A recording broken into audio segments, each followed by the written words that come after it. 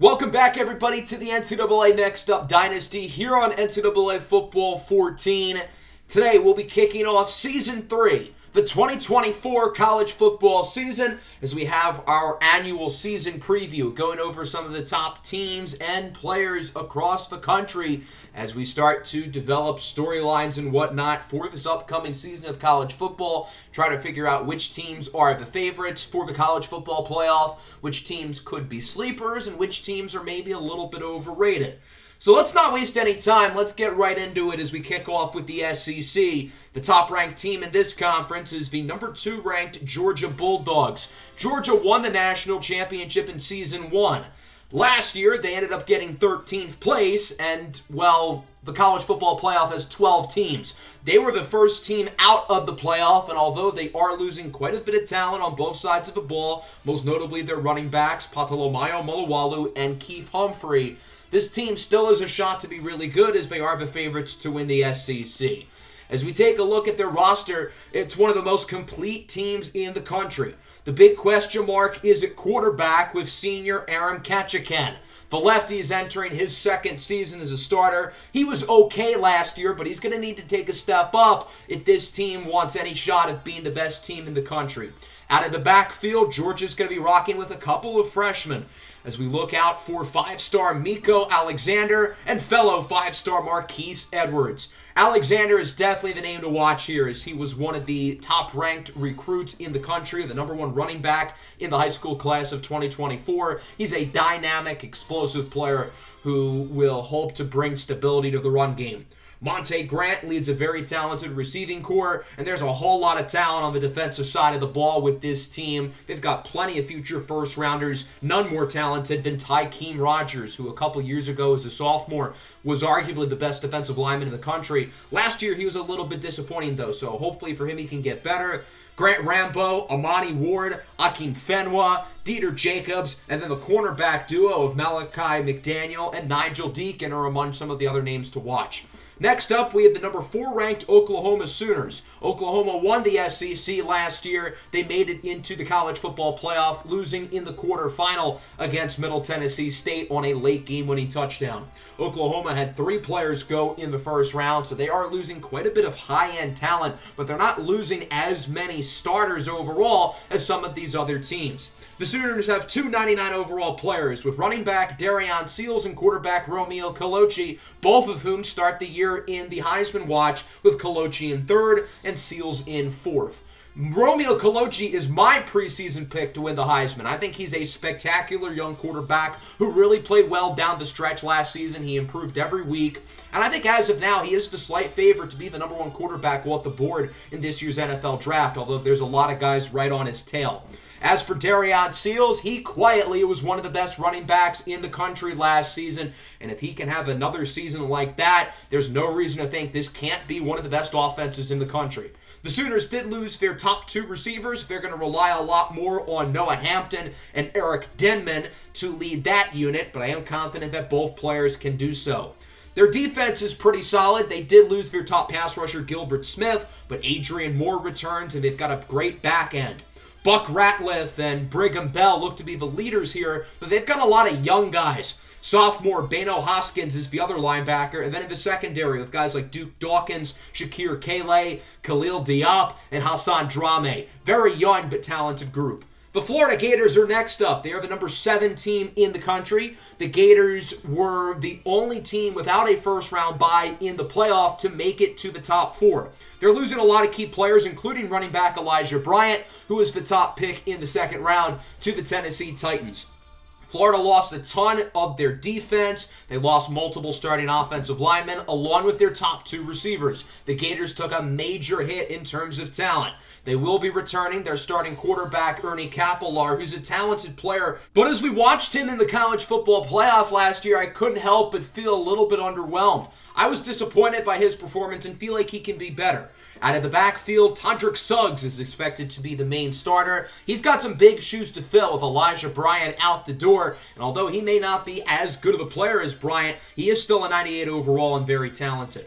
Florida's losing a lot of talented receivers, but senior Chris Gentry should be able to lead that unit. And then at tight end, Brandon Pickens is a total monster after the catch with 96 break tackle. We saw that 96 break tackle in full display in the college football playoff. This is a guy who dominates through contact. Defensively, Florida's led by their linebacking core. Giacomo Vivaro was one of the best defensive players in the college football playoff last year, period.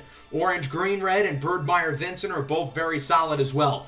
Mississippi State is the number 4 ranked team in the SEC, coming in at 15th in the preseason polls. They are losing their 2 best players, Romeo Gardner and DeAndre Smith, both of whom were first-round picks. So I do have a lot of questions about this team, if they'll be able to hold up without their Heisman-caliber quarterback and number 1 receiver. Sophomore Win Quinton will be the quarterback this year for the Bulldogs, and I am optimistic he will be able to succeed because this is a very quarterback-friendly system, as we saw with DeAndre Smith last year. Romeo Gardner is not the only offensive playmaker they lost. Their leading rusher from last year, Malik Brunswick, is gone. So they're really going to have to rely on a bunch of new faces offensively. They do have a strong offensive line led by Sterling Weaver, a projected first-rounder in this year's draft. And their defense should be a little bit better than it was last year, but still has a lot of question marks. Next up, we have number 17, Alabama. The Crimson Tide lost their 2 leading rushers from last year, Kyle McCloskey and Quincy Murphy, and that's a big deal because this team really relies on the run. They also lost their quarterback, Bryson Byrne, who missed most of last season with an injury, and his replacement, Troy Davenport, is back as the starter. Davenport was a little bit disappointing last year, but I think regardless of who's at quarterback for Alabama, it almost doesn't really matter because this team relies so much on the ground game. As we saw last year, it seems like the Crimson Tide love to have a running back by committee, and I expect that to be the case this year with Darius Coley and Tyon Christopher. Coley has been with the Crimson Tide program now for 5 years and finally gets his opportunity to shine, while Tyon Christopher, a former 5-star recruit, will get his first real opportunity to be the guy. And next year and the following year, if he were to stay in school, he will likely have an even bigger role, only being a redshirt sophomore. The Crimson Tide have plenty of talented receivers if they choose to utilize the passing game more. Khalil Hassan is there. Hassan is the only 99 overall wide receiver in the country, so in terms of talent, he has every wide receiver beat now. It's just a matter of Alabama actually using him right. Coleslaw Appleby and Will Bryson are both very solid as well, and this defense should be quite good. Okori Trubuike, Rocco Burgess, Dayton Randall, Ayo Oguga, and Jewel Chantel should lead one of the best defensive units in the SEC. Next up, we have Auburn, ranked at number 23. I'm a little bit concerned we might see regression from Auburn, mainly because their star quarterback, Sidney McDonald, is gone, as he was drafted in the first round by the Atlanta Falcons.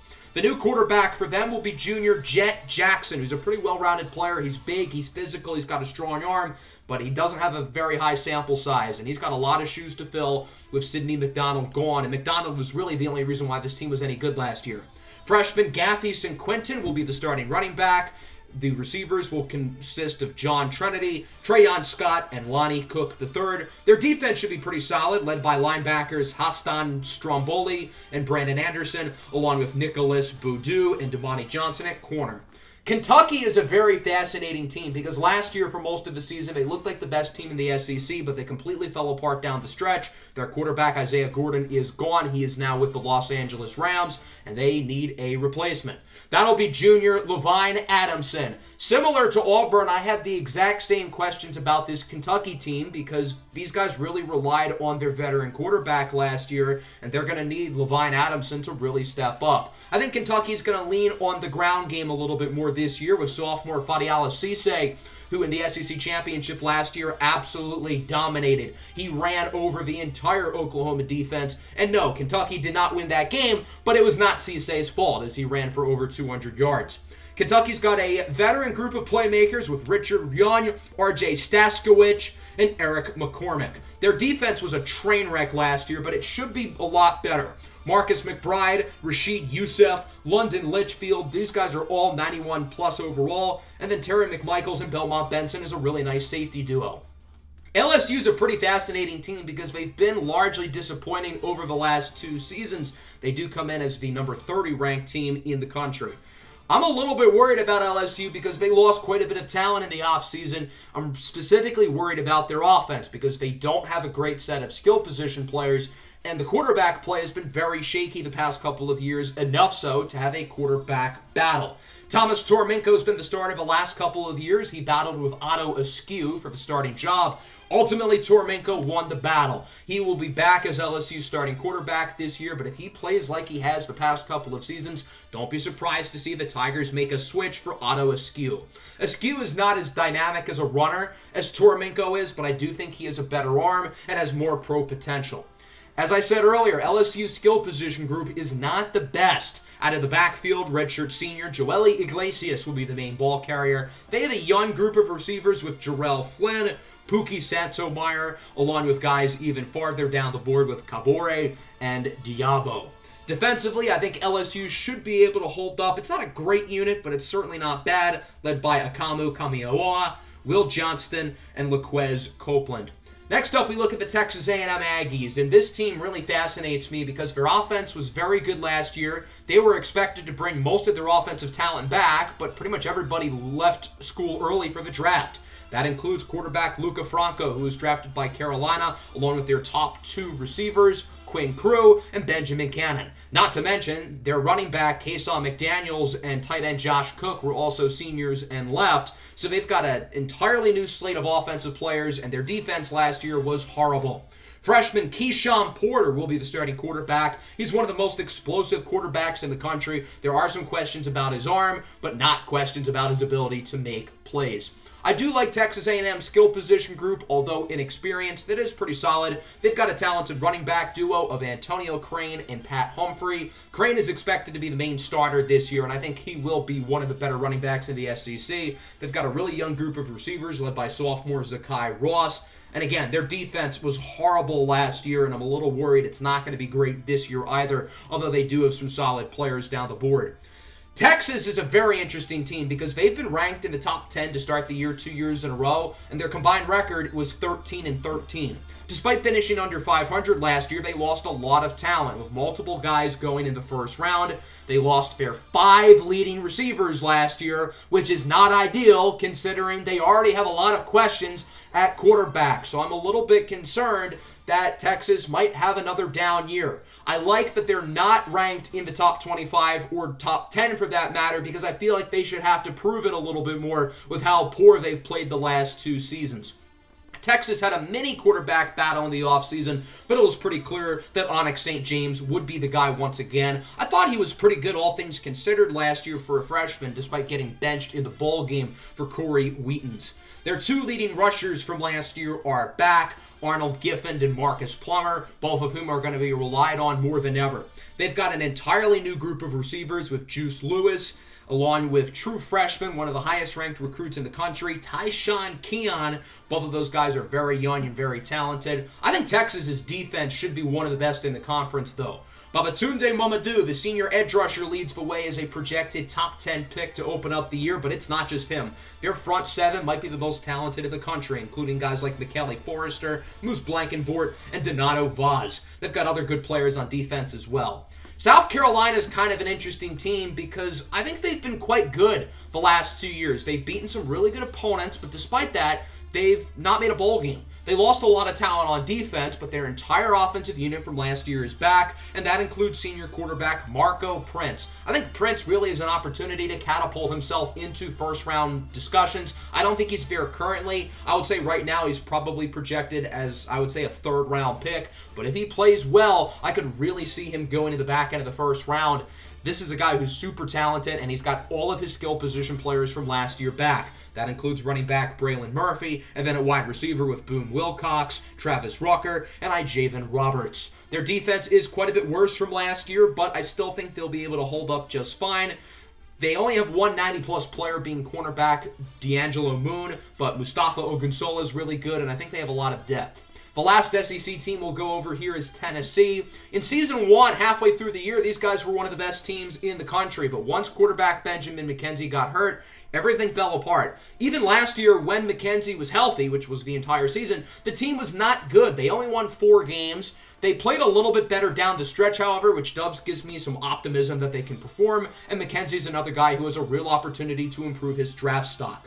Most of his offensive skill position players are also returning, including running back Nolan Franchise.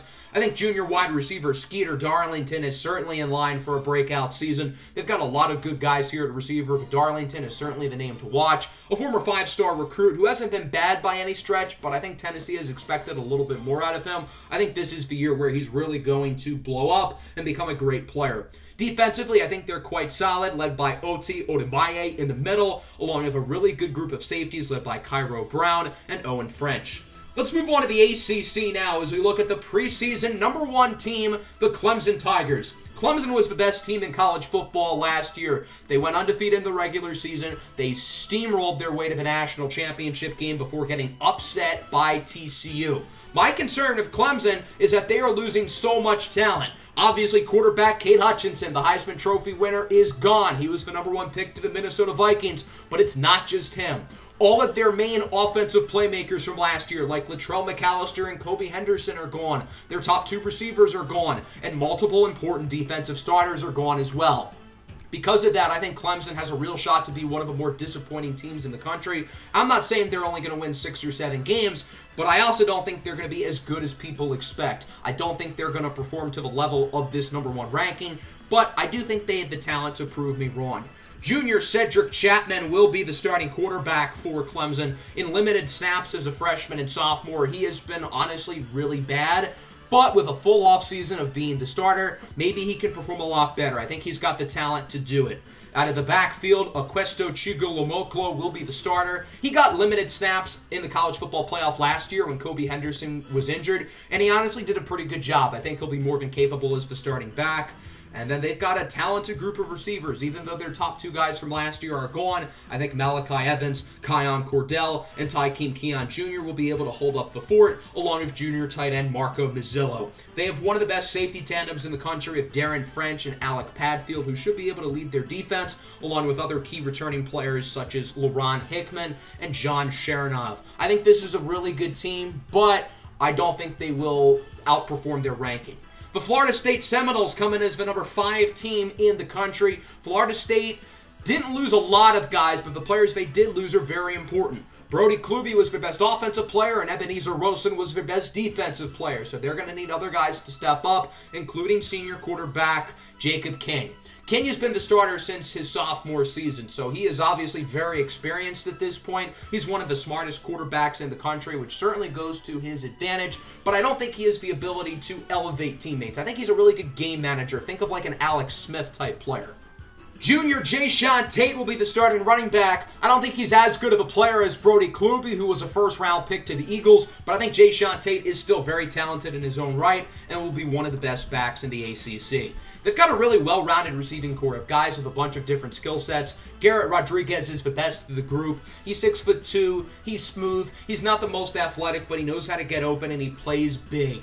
They've got guys who really are complementary of each other, with Romani Pierre-Cross, who's the deep threat home run hitter, and then Stanley Bentley, who's a really good slot guy. Defensively, they're led by defensive tackle Brian Arboen, who's a 99 overall, and will likely hold down the fort defensively. They've got some other good players, too, including fellow pass rushers Devondre Andrews and Shark Saver III. And I think junior corner Derek Thompson is really going to take his game to another level as one of the best shutdown corners in the country. Syracuse was very quietly a really good team last year. They were never really in championship contention, but they're always a tough out. They did lose some of their most important players, including running back Afe Workchike and quarterback Romano Fargnoli, who was the last pick in the NFL draft to the Bengals. Graduate transfer Kylo Freeze will be running the offense this year. Prees has spent the past few years as the starting quarterback at the University of Delaware, where he has led the Blue Hens as one of the best FCS teams in the country and has earned an opportunity to be the starting quarterback here at Syracuse. Lamar Akins will be the leading running back, while Nas Hall expects to be the top dog at wide receiver. Defensively, they've got a really good front unit led by Thibodeau, Deon Trump, along with Matthew Smiley, Corden Wilson, and Truman Hayden. My biggest breakout team in the entire country this year is the Miami Hurricanes, mainly because of this big three on offense at quarterback, running back, and wide receiver. They've got a deadly trio who I think can lead them to the national championship, and that starts with quarterback Scooter Young Jr., who very quietly was really good last year. He showed a lot of improvements from his sophomore to his junior season, and if he improves like that again, he could be a Heisman contender and a first-round pick. Darius Edwards II is a very talented running back. In his first full season as a starter last year, he was really impressive. And then a wide receiver, they're led by senior E.J. Twyman. We haven't talked about him a whole lot throughout this series because Miami's never been a great team, and Twyman hasn't been a draft prospect yet. But familiarize yourself with this kid because he is a stud, and I really think he's got a shot to be the top receiver off the board in this year's draft and one of the best players at the position in the entire country. Along with a great dynamic offense, Miami's got a pretty good defense. They're led in the secondary by guys like Cleotis Glover and Vu Stallsworth, and they've got other good starters down the board with Jackson Ross, along with Alohi Anallahu, Moses Igriega, and Egeria Lame. I really think Miami's going to shock a lot of people this year as one of the best teams in the ACC. Rutgers, on the other hand, I think will not perform to the level of this ranking, largely because of Dior Antoine not being on the team anymore. Dior Antoine has been the entire Rutgers football program the last few years. He's now in San Francisco with the 49ers, so I'm a little bit concerned that these guys are going to really come back down to earth. Senior Kyler Kitude will be the starting quarterback, a first-year starter.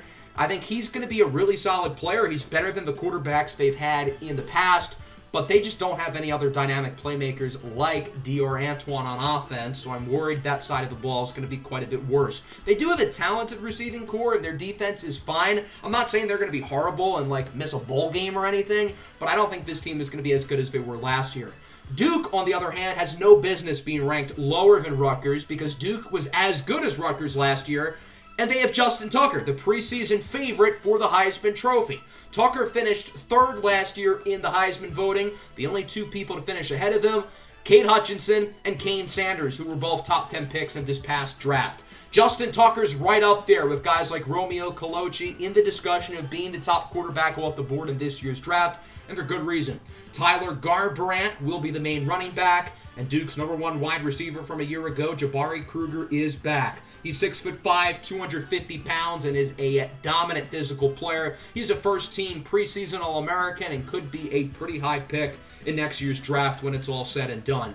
Duke's defense isn't great. That's certainly their Achilles heel, but they do have a really good duo of corners with Wenglin Wall and Khaled Neighbors. I'm a little bit worried about their front seven, but if that unit plays adequately and they let their offense cook, I think this Duke team could be a sleeper to get into the college football playoff. Navy has just moved into the ACC. Navy's a very fascinating team because they beat some really good opponents last year, including teams like Notre Dame and Middle Tennessee State, both of whom were in the college football playoff. Navy is led by sophomore quarterback Chuck Burton, who was pretty solid last year, but I'm more intrigued by the other playmakers on the offense, including senior running back Torian Wilson. Navy is a triple option styled offense. They run the ball down your throat. Torian Wilson is the engine of this team. At wide receiver, I'm really curious to watch Kyon Clark. Clark was the #1 overall player in his recruiting class a couple of years ago. He went to LSU. Things didn't really work out his freshman year. Their head coach, Jabari Achabe, was fired. He was hired as Navy's defensive coordinator, and Clark ultimately chose to follow him. I don't think this is a great fit because Navy doesn't throw the ball a whole lot, but he is a really talented player. Their defense is really good, too, led by Matt Bernardi, who's a 98 overall. I think this team really could be a force in the ACC. North Carolina is a team who should not be ranked this low. I think they are one of the 25 best teams in the country. They are losing some key offensive playmakers with Shamir Cason and Jamison Watson, but they do have some really good players on this roster, including senior quarterback Graham Fisher, who opens the season as a preseason second-team All-American. This is another very quarterback-friendly offense, and Graham Fisher has produced at a high level when healthy. He missed most of his sophomore season with an injury, but here as a junior last year, he was really good. Jalen West and Riley Lumpkins lead the backfield. Their receiving core isn't as good as it's been in the past, but they do have some really good freshmen with MJ Monty and Trevor Diggs. Hamza Hamilari might be the best tight end in the country. He's got a real shot to be a first-round pick and is going to be the go-to guy for Graham Fisher in this offense. Their defense is not bad at all, led by junior safety Kempton Rock and junior corner Yaounde Moutier. Let's move forward now to Virginia Tech. The Hokies were one of my big sleeper teams last year, and they kind of disappointed me. They started the year off 4-0, but only won one of their final 8 games. They lost a number of key players, including R.J. Robinson to the Titans and wide receiver Rashid Salid. Their junior quarterback, DeAndre Jones, returns. Jones is a guy who really likes to make big-time throws, and sometimes it goes to his favor, sometimes it costs him. He's basically the Jameis Winston of college football, but with slightly less turnovers. Although Virginia Tech lost their number 1 receiver, they do have plenty of talented players on the offense with running back Edgar Frazier, and then at wide receiver, they've got some pretty decent players with seniors Marcus Barnes and Rymel Godfrey. The defense is pretty good, too, despite losing their best player, R.J. Robinson. They're led by senior linebacker John Henry Leithuve, and they've got a really good cornerback duo with Zeph McConnell, the junior, along with the other talented player, Quinazowski Mbedu. The final team we'll be talking about here in the ACC is Georgia Tech. In Season 1 of this series, they had no expectations, and sure enough, they won the ACC and the Orange Bowl. Last year, they had expectations and completely wet the bed. They were horrible a season ago, and they've got to play a lot better. So I think with how poorly they were last year, there's going to be a lot of pressure within this program to produce and at least win 6, 7, 8 games. Junior quarterback Rowan Tanabe is back, but he's got to play well if he wants to keep the starting job. Tanabe wasn't bad last year, but he wasn't great either, and they've got a really talented recruit who they like just behind him in the talented sophomore Jabakak Kajobo. Their lead rusher will be freshman Cajun Marshall, who's a really solid player. Xavier Apple-Benz leads the receiving corps, and Cairo Parham is one of the better tight ends in the country. Their defense is pretty good, too, led by defensive end Jabal Inman, who's a really, really good player. Let's move over to the Big Ten as we start with the Ohio State University. The Buckeyes entered the year as the number 3 ranked team in the country. They didn't lose that many players, but the guys they did lose are very important to this team, with corner Jameer Jefferson, who was the number 2 overall pick, and their starting quarterback Margot Burnley. They bring back most of their starters, and I really like their quarterback. Sophomore Puma Whitlock is a dynamic player, and I honestly think he could be a slight upgrade to Margot Burnley. If Puma Whitlock plays to a level that I think he can, I think Ohio State is the team to beat. They are my preseason pick to win the national championship under the condition that Puma Whitlock is good. All of their offensive skill position players are back. That includes running back Mookie Davis, who's been really good the past couple of seasons. He was fantastic as a sophomore, but it's not just him. Ramir Conwell is a very good complement for him. All of their key receivers are back with Auden Green, Kermit Wiltz, Matthew Mountbatten, and Reggie Knight, along with tight end Trey Miller. The fun thing about this offense is other than Miller, everybody else can come back next year as well. Their defense is going to be really strong once again. They had one of the best defenses in the country last year, and although they are losing the best defensive player in college football with Jameer Jefferson, they've got a lot of really, really good players. I really like their cornerback room led by Steve Stifler. We saw him in the Big Ten Championship against Oregon, where he completely took over that game. Speaking of Oregon, they'll be the next team we talk about here. The Ducks are coming off a college football playoff appearance and opened the season as the number 6 ranked team in the country.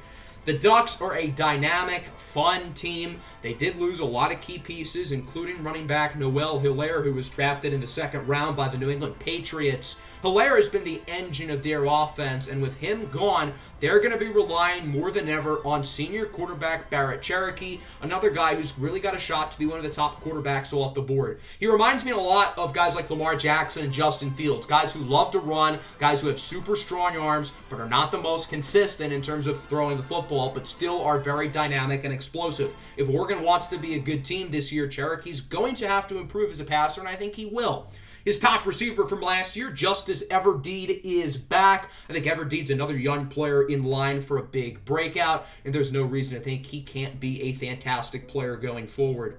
Zarif Moriuzari is a really solid senior tight end. Mason Tartle will be the starting running back, and they've got a great offensive line. They've got a great pass rush led by Ray Leak, Akintola, and Kervins Armstrong, along with guys in the secondary like Vuklon Daphne. The team Oregon beat in the playoff last year was number 8 Michigan. They lost their star quarterback Bartholomew Blunt, who was the number 5 overall pick, to the Indianapolis Colts.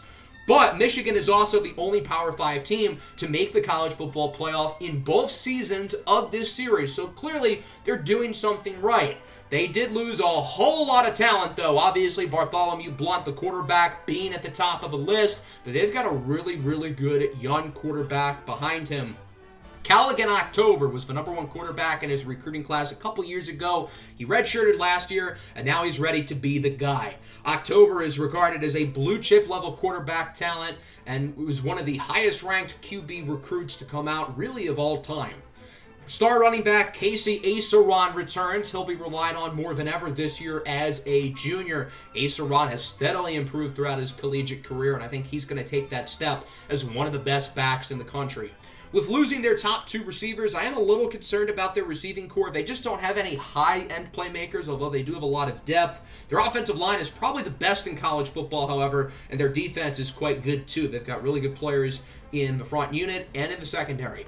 Nebraska is going to be one of the most fun teams to watch in the country this year. They kind of came out of nowhere last year and made the college football playoff, led by quarterback Jeffrey McCoy, who was drafted in the 4th round by the Jets. McCoy's a very efficient, old-school type of player, and now they have a completely different style of quarterback with senior Marquez Shakir. He is probably the most fascinating player in the country. He's a graduate transfer just coming in. He's dynamic, he's explosive, he's fun to watch, but he's 5'6". He's really short and really tiny. So because of that, there's a lot of questions, not just about his long-term future at the position, but even this year at the FBS level, if he'll be able to handle it. He does have a really good arm, and I think he will. They do have some good players on offense with Travis Mitchell at running back. Their leading receiver, Melly Boskets, is back. He's joined by Marcus Wong and Emery Whitehead, who is also really short at 5'7". They've got a really good defense, with Cooper Sunday being the highest-rated player on this unit. But the name to really watch is linebacker Aiden Milligan, who was one of the best defensive players in the country and is the favorite to win big-time defensive awards this year. USC is the next team on the list. The Trojans start the year as the number 11 team, but they did lose a lot of key players on defense with guys like Jaleel Joholm and Javari Baker, along with their best offensive playmakers, Anthony Raymond, Will O'Neal, and wide receiver Hot Rod Pryor, who of course was drafted by our Tennessee Titans. So USC does have quite a few questions to answer, and because of that, I think ranking them number 11 is a little bit rich. Scotty Kimbrell II is back at quarterback. He's been the starter there for a few years. He's been pretty good, and I think he's sort of in the conversation of guys like Marco Prince and Benjamin McKenzie as guys who really could improve their draft stock this year. Monty Bradley will be the main running back here as a sophomore. Last year, him and Anthony Raymond were a great duo, but with Raymond now in the NFL, it'll be up to Bradley to really lead the backfield. With Hot Rod Pryor gone, they'll be relying on some new receivers with Cash Wade Jr., Caden Morgan, and true freshman Tay Devine. Defensively, I think they have a shot to be one of the better teams in the conference. Johnny Machado, Gavin Wilkin-Wilski, along with Madden Byrne and Vladimir Strohalan, lead what is expected to be a pretty good defense. Notre Dame comes in next at number 12. They made the playoff last year, but got absolutely embarrassed in the first round, losing to Cal 35-3. They lost a lot of talent within the offensive and defensive lines. This is a team who really dominates within the line of scrimmage, and they're going to be really hoping some of these young guys can step up. Junior quarterback Baz Boyd returns, but this is another team who relies on their offensive playmakers more than their quarterback, specifically running backs MJ Hill and Jared Richardson. Hill has been named to watch here as he was one of the best running backs in the country. He is not on the preseason Heisman watch, which is just a little bit of a surprise to me because he was so good last year, and I think he's going to be even better this year. Notre Dame runs a triple option styled offense. They rely on the ground game more than just about anybody in the country. If they do choose to use their receivers, they've got some pretty good ones with Cyril Churchill, Jaden Lewis, and Jalen Breaker, the latter of whom has arguably the best arm on this team, ironically enough. Ryan Sharp is a great tight end, and defensively they should be fine with Rodolfo Veneziano leading the linebacking corps, along with defensive backs Fazari Banks and Marceau Rome, along with Cannibal Royal. The next team we'll look at is Penn State. The Nittany Lions start the year ranked number 14. They were really good through the first half of the year last year, but kind of fell off. All of their offensive playmakers from last year are gone. Chad Johnson, Shai Jones-Porter, and Aaron Robinson are all in the NFL, along with key players on the offensive line and defense. The key returner for them overall is their quarterback, Lyndon Kirkstead, another guy who starts the year as probably a projected early day 3 pick, but if he plays well, he could certainly improve his draft stock. However, he's going to have to do it with an entirely new cast of playmakers. Noah Ademole will be the main running back. At wide receiver, they'll be dependent on Ark Rain and Gavin Randolph, who both were key players last year, but are going to have even bigger roles this year, along with tight end Amadeo Ferrari, one of the best names in the country. Defensively, I think they'll be able to hold up. Cameron Cash leads the interior, along with guys like Baltimore Jackson, and then defensive back Kai Manutohai. Indiana's a pretty fascinating team, another squad who quietly was quite good last year. They're led by senior quarterback Kennedy Newsford, who finds himself in 5th place in the preseason Heisman watch. This is a little bit of a surprise to me because it's not like he's been all that good throughout his collegiate career. That's not to say he's been a bad player, and he is very experienced, but I'm not sure if the 5'11" lefty will be a Heisman contender when it's all said and done. He does have a really good wide receiver with Trenton Malice, who is super big and super fast, and because of that, I think he's got a shot to be a really high draft pick in the NFL. He was fantastic last year as a junior. And they've got some other good young guys here with Wigington and War. Their defense, though, I'm really excited about with Jeremy Cox, Mark Williams, and Arthritis Coleman. Williams is definitely the name to watch here. Mark Williams finished with 10.5 sacks last year. He has 26.5 sacks through his 3-year career and is expected to be a first-round pick next year. The Pitt Panthers have just joined the Big Ten from the ACC. They've been pretty mediocre the past couple of years, but I think there's a shot they could improve, largely dependent on the development of Warren Bishop entering his 2nd year as the team's starting quarterback. Bishop was pretty bad last year as a passer and is more of a runner right now. But if he has improved as a passer in the offseason, I think this team could be a sleeper team within the Big Ten Conference. Ty Brown is a very talented running back, and true freshman wide receiver Doris Scatty is expected to have a big role right away. Pitt's strength is their defense, particularly their linebacking cores. They're led by Torton Venture, J.J. Woods, and Mike McNeil. The last Big Ten team we'll look at here is the Purdue Boilermakers, one of my big sleepers this year. They start the year as the 87th ranked team in the country and are projected to finish 3rd to last in the conference. But I think they're really going to outperform that. Senior quarterback Asher Pattinson has been solid as the starter the last couple of years. I think he's going to be even better this year with a much improved group of offensive players. Out of the backfield, they'll be relying on a couple of talented young running backs with Kiaris Mucius and Pedir Adonis. At wide receiver, they're led by Chare Clodigo and Tommy Garceau, and then Connor Awald at tight end is a really good player. Defensively, they're quite strong as well, led by Ebeka Ejibuka, Thomas Fairbanks as well. Let's go to the Big 12 now. We'll kick things off with the defending national champion TCU Horned Frogs, who I think are the most challenging team to rank in the country because, yes, they just won the national championship and they deserve a high ranking, but they lost a lot of guys in the offseason. Mario Hummeler was a first-round pick. The college football playoff MVP, Sterling Yorkshire, is now the starting quarterback of the Bucs. And, oh yeah, they lost pretty much their entire defense. They're only returning one defensive starter from last year. So I think TCU's championship run has a real shot of only being a one-year flash in the pan. And I think everything just came together perfectly for them to do it. But I am worried that they will sort of regress back to the mean this year. So the big storyline with TCU last year was their solid quarterback with Cade Brown, who was pretty good as a sophomore. Out of nowhere, he lost the starting job to Sterling Yorkshire, which obviously proved to be a great decision. And funny enough, Cade Brown again lost the starting job, this time to Tegan Yeager. The 6'4" sophomore will lead the offense. I think he's a very talented player and should be the starting quarterback here for a number of seasons. Along with him, running back Harry Stewart is back. He was one of the best players in the college football playoff period and is expected to be the leader of the offense. TCU did lose their 3 top receivers, but they've got a lot of talent in terms of offensive skill position players with Cam Lewis, Vlade Duvac, and Griffin Weaver III, the transfer out of Alabama, who finally gets to play along with young guys like Stokes and Diabate. Josh St. George will be the new tight end. He performed well in 2 tight end sets, and now he'll get to be the guy with Mario Homeler in the NFL. I am a little concerned about the defense, however. Jojo Adiamola is the only returning starter from last year, where everybody else is in the NFL, but they do have some good players who have developed behind the scenes, particularly in the secondary, as we look at guys like cornerback Josh Parks, safety Ant Werver III, and their number 2 corner is also pretty solid as well with LaCara Vezel. Let's look at Baylor, who's one of the more polarizing teams in the country because they have probably the most polarizing quarterback in the country. Baylor was really good in Season 1. Last year, not so much. And I think their play is largely going to be dependent on junior quarterback Forrest Holloway. I think the best way to describe him is that he is our league's version of Will Levis. He's got a cannon of an arm. He's got all the tools, but he's not very good. But he also plays in a horrible offensive system for quarterbacks. So he's a total wild card. I have no clue what to expect from him.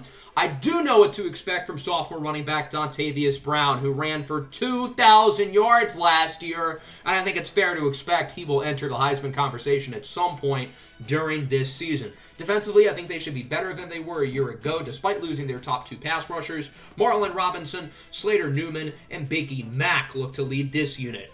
Missouri is the 25th ranked team in the country. I think they will underperform compared to their ranking, largely because of the departure of quarterback Latavius Merrington, who was really, really good for them last year. They lost their number 1 receiver as well, of Tyler Maxwell, and their best defensive player, of cornerback Jamison Anderson. Sophomore MJ Combs will be the starting quarterback this year for the Tigers. Missouri has really relied on experience at the quarterback position over the last couple of seasons, with Shiloh McDuff as the starter in year 1 and Latavius Merrington being the starter last year. So now they've got a younger guy in there who they hope can develop. Bentley Maurice and Kyrie Hamilton lead the backfield. Zacchaeus Bolden is the top receiver, although they've got a lot of young guys behind him. They're going to be relying on Cameron Captain to really develop, along with another big season from sophomore All-American tight end Gregory Atkinson. Defensively, I think they're pretty solid, led by Chide Amazu at corner, along with Diabo, the defensive tackle. Oklahoma State is the next team on the list. They've got a lot of high-end talent on both sides of the ball, including quarterback Jorgensen Jupiter, who opens up in 2nd place in the Heisman watch. I'm a little surprised to see him there because he's never been considered for the Heisman in the past, but he did really improve as a junior, and I think he will only get better now being a senior. Another guy who really has a shot to improve his draft stock in a big way. Goose McClaro leads the backfield. They've got some young receivers with Josiah Fuentes along with Marquise Maddox. But defensively is what I'm really excited about with this team. Senior pass rusher Yusuf Oluwalu is expected to be a first-round pick as a 99 overall, and they've got arguably the most talented cornerback in the country as well with Jordan James, another guy who's got a shot to be a first-rounder. I think this defense could be really, really good, and if their offense plays well, they absolutely could be the best team in the Big 12. Houston is the only team who made the college football playoff last year who starts this season unranked, largely because of the departure of Kane Sanders. Sanders finished 2nd in the Heisman Trophy, and they are really going to miss him. Karan Baker will be the new starter at quarterback. He's got to play well for this team to have a shot to sniff the playoffs. And truthfully, I just don't think he's the player that Kane Sanders is. I will say, though, all of their offensive skill position players are back. Jax Alcock returns, the running back. Wide receiver Kramer Gildeford, who won the Fred Biletnikoff Award, he is back. He was the best receiver in the country last year. He caught 26 touchdowns. Their number 2 receiver, Logan Ayers, returns, along with a couple of talented younger players down the list with Cassius Wingo and Vontae Green. Tight end Carlos Bellotti III is also back, but their bad defense is back as well. Defensively, they were not great last year, and I expect that trend to continue this year.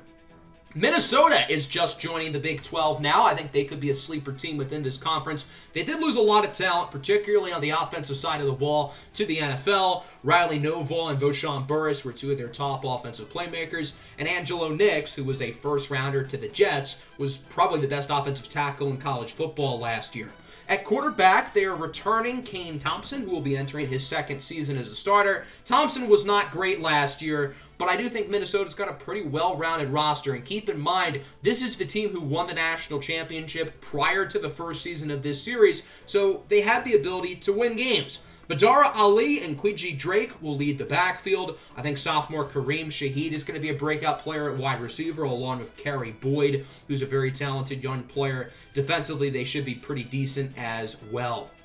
Let's look down the board here in the conference, taking a peek at Oregon State, another team just joining the Big 12. Oregon State is a team who I think could certainly outperform this ranking, coming in as an 88 overall.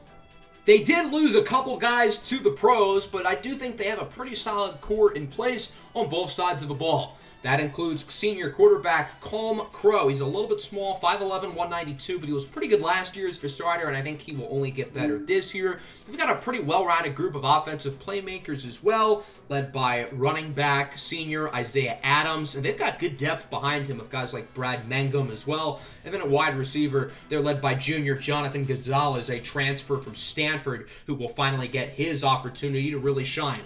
Sonny Vision and Dalton Flemington II lead a really talented defensive unit as well. Cincinnati, I think, could be a real breakout team here in the Big 12. They're only the 76th ranked team in the country, but I think they'll outperform that ranking despite losing multiple key players to the NFL. I think quarterback Seth Maddox is one of the most underrated players in the country. He's been very steady the last couple of seasons at the University of Cincinnati, and is a guy who I do think is on NFL teams' radars, even if it is currently as a day 3 pick. There's no reason to think he can't improve throughout this season. He's got a really good group of offensive playmakers around him. Damon Green leads the backfield, and a wide receiver, they've got some big-time targets with Kealani Manialoa, 6'8", Talon Savage, and Zane Stone. Defensively, I think they're going to be really strong as well. Melly Golden is one of the best corners in the country, and Chip Billings at linebacker is a really good player too. Let's move to the Pac-12. This conference was pretty bad last year, but somebody had to make the playoff, and ultimately it was Cal, who starts as the number 13th ranked team in the country. That feels a bit high, but if you're going to put them that high, why aren't they ahead of Notre Dame, who they beat by 32 in the first round of the playoff? In the second round of the playoff, they lost to the eventual national champion TCU Horned Frogs by only 2 points. So even though Cal was not great throughout the regular season, they were really impressive down the stretch with that big comeback in the Pac-12 championship, and obviously playing quite well in the playoff. Quarterback Rufus Motley is back in his second season as a starter. Motley is a great runner of the football. He's got to improve as a passer, but he did show some good signs throwing the ball in Cal's 2 playoff games last year.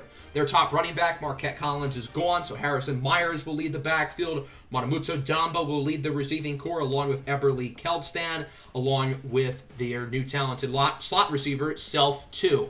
Defensively, they're great. Hyman Crawley's a phenomenal linebacker. Zishan Juthani is really good. Marcus Clayton was good in the playoff. Troy Danham's one of the best corners in the country.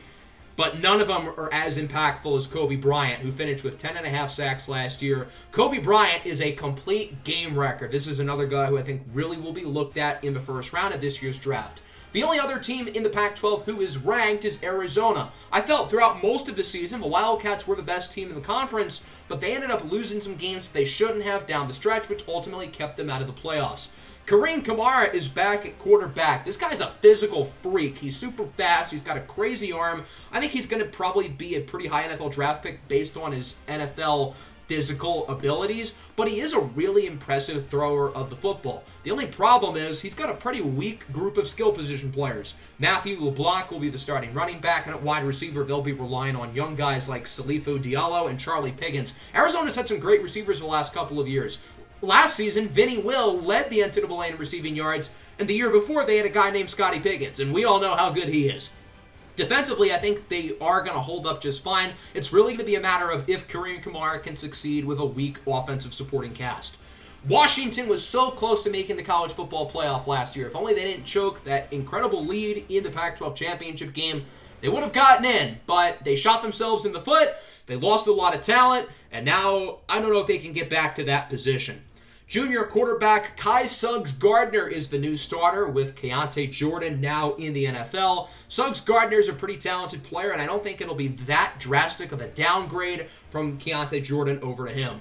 They've got some pretty good offensive skill position players with Ben Bones and Jason Thornburg out of the backfield. Their top receiver, Anthony Kendrickson, is gone, but they do have some good players here with Fox, Rich, and Boris Reynolds. Defensively, I do have a little bit of concern, but they do have some solid juniors with Tico Tihalani and corner Davis Slater. Washington State is another team who positioned themselves to make the college football playoff. If they had beaten Washington in the Apple Cup, they could have made it to the conference championship. They did lose some important players like Justin Osefu and quarterback Jamison Tyson, but they do have a really good young QB who I think is going to be their starter for the next 4 years with redshirt freshman Chance Matamolo. He's a really, really good player and a guy who I think is going to continue to get better throughout his career at Washington State. But he is inexperienced. He's played 0 downs of college football. Wide receiver J.C. Farrell is one of the better slot guys in the country and has been consistently amongst the top in terms of receiving numbers across college football. D'Angelo Hill's a pretty good running back, and on defense, they're led by some solid players like Bastian Lawrence and Justin Clemafino, along with defensive tackle Lozoya. My sleeper team in the Pac-12 is Hawaii. Hawaii is an interesting case because they're just coming in from the Mountain West. This is very similar to Air Force last year. Air Force was the favorite to win the Pac-12 a season ago, and I told you guys that Air Force was going to struggle, and I was right. They did struggle. I don't think Hawaii is going to have that same faith. I think this team, although they lack top-end talent, is really deep.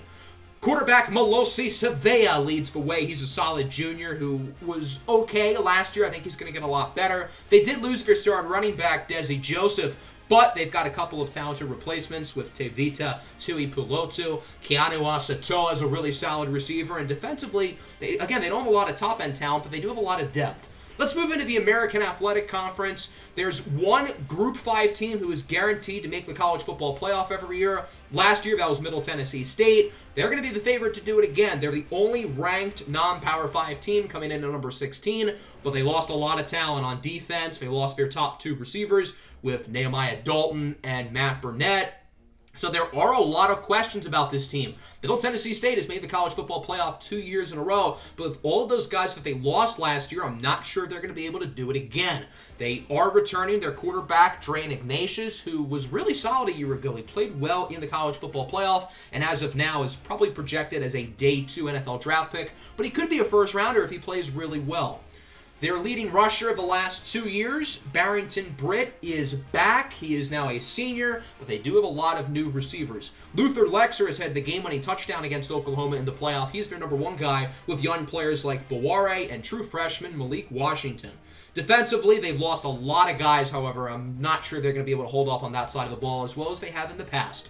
South Alabama made the playoff in Season 1. It's crazy because in Season 1 they were playing in the national championship game, and now they're ranked 94th just 2 seasons later.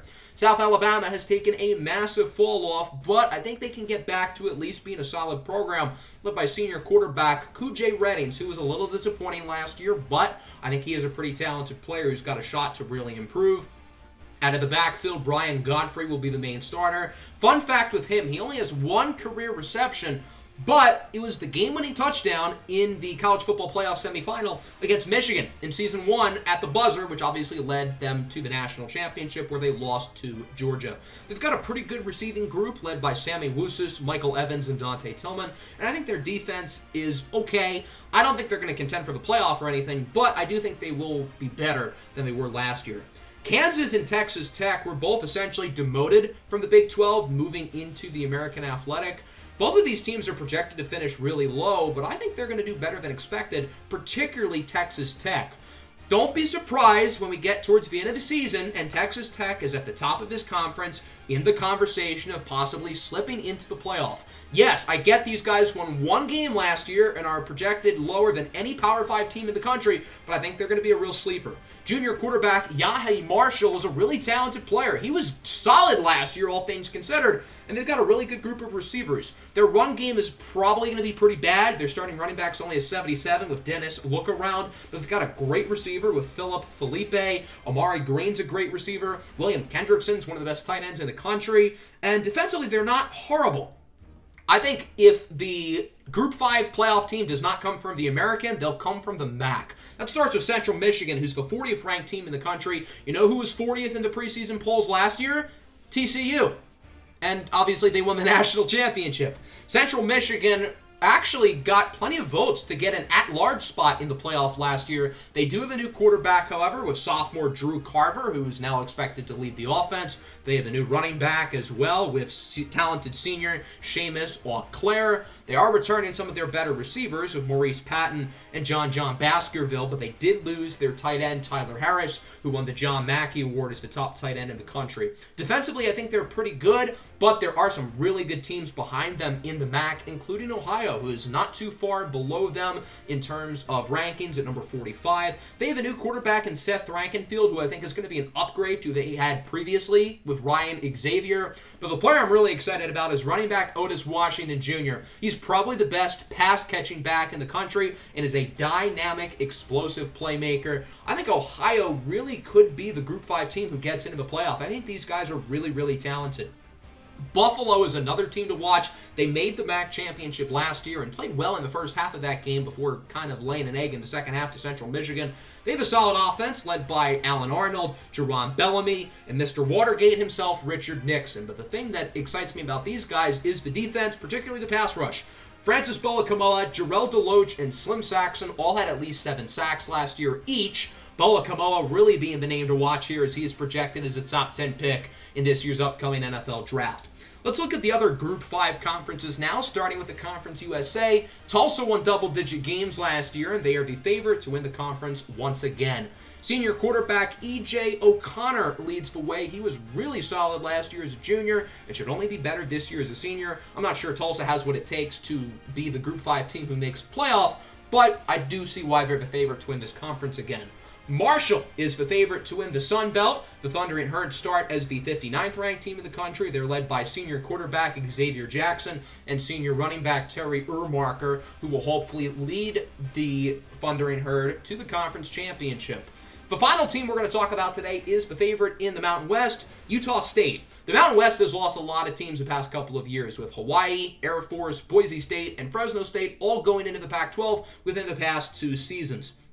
Utah State is now the best team left in this conference. They've got a pretty talented group of players led by quarterback Kinston Froshaw, pass rusher Antonio Bolmaro, and running back Edmund Clerville. The latter of whom is the name to watch here. He's only 5'8", but he's a dynamic and explosive player. Utah State was one of the best teams in the conference last year, and there's no reason to think they can't get back there as they are bringing back most of their key players. So that pretty much wraps up the episode. Here's a look at the preseason All-American teams. We highlighted many of these players throughout the episode. A lot of these guys are custom subscriber-made players by you guys, so you may notice your own players here on these rosters and on the All-American teams. If you would like to make a player for next season of the NCAA Next Up series, make sure to go join the Discord server. The link is in the description, where you can actually make a player for any of the series I currently have. So again, if you want to join, the link there is in the description. Let's take a look at what we will be watching in the next episode. We'll be going over the first 3 weeks of the season. Week 1 usually has a pretty small slate of games. There's normally like maybe 10 matchups, but there are some really good ones, particularly within the SEC. A lot of in-conference games. You've got Texas A&M and Kentucky. Florida and Alabama is definitely the game of the week. And then as we look at week 2, we've got some fun matchups here. TCU and Oregon have some tough matchups against Connecticut and Louisville. Florida, Arkansas is a good game. Texas Tech, Syracuse I'm really intrigued about. Rutgers, South Carolina is fun. Indiana, USC should be a good game. North Carolina, Oklahoma is going to be a fun battle. Notre Dame, Alabama, the game of the week most likely. So Alabama's got a really tough schedule right away with Florida and Notre Dame. As we look at week 3, Oregon State, Penn State should be fun. Florida, Oklahoma, probably the best matchup of the entire episode. 2 top 7 teams, 2 teams who made the playoff last year. Georgia, South Carolina, that could be a trap game for Georgia. Purdue, Middle Tennessee State, I'm excited to see if Purdue is for real. Rutgers, Michigan as well, 2 ranked teams. So there you go. That'll wrap up the episode. Hope you guys enjoyed. This took a lot of work to get done, but I'm really excited about this upcoming season of the series. Make sure to leave a like and subscribe to the channel if you are new. Peace out.